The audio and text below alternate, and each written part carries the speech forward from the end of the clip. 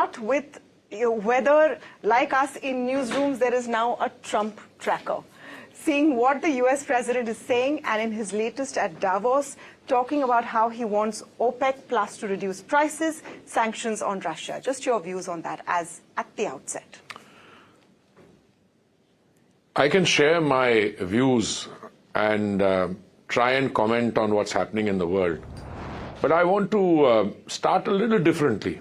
Okay. You know, all of us, we have minds which are wired in a particular way. My mind is always wired to smell and detect the good news.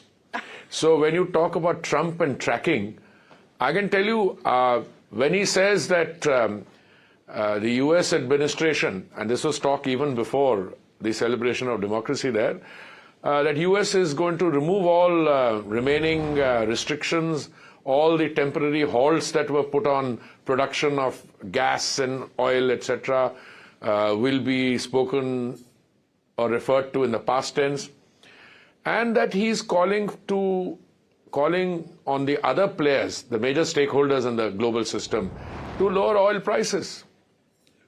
So that to me is good news. And I can also tell you that this fits into a pattern of analysis which we have for a long time believed in.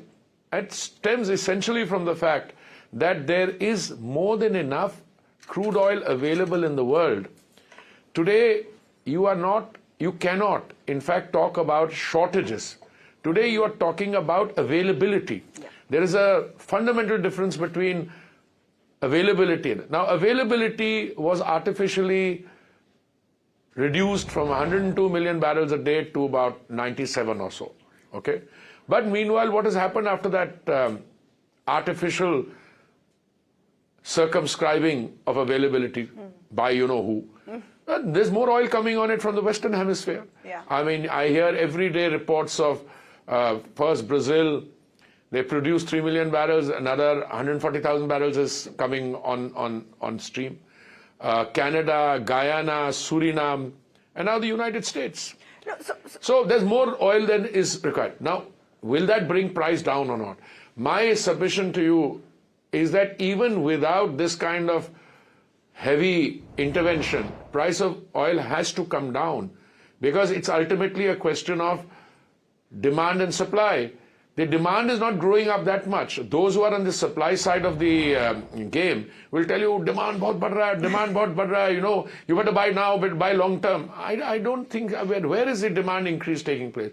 If you look at the state of the global economy, if you look at the levels of saturation, say in natural gas, take Europe as a case in point. The United States wants to sell more natural gas. There's more being sold by Qatar and the United Arab Emirates. By Mozambique, gas is coming on the market. So I think insofar as natural gas is concerned, come 2026, and I'm always being a little more cautious. It could happen even in 2025 towards the end. More than enough crude available, more than enough natural gas available. And what is the president saying?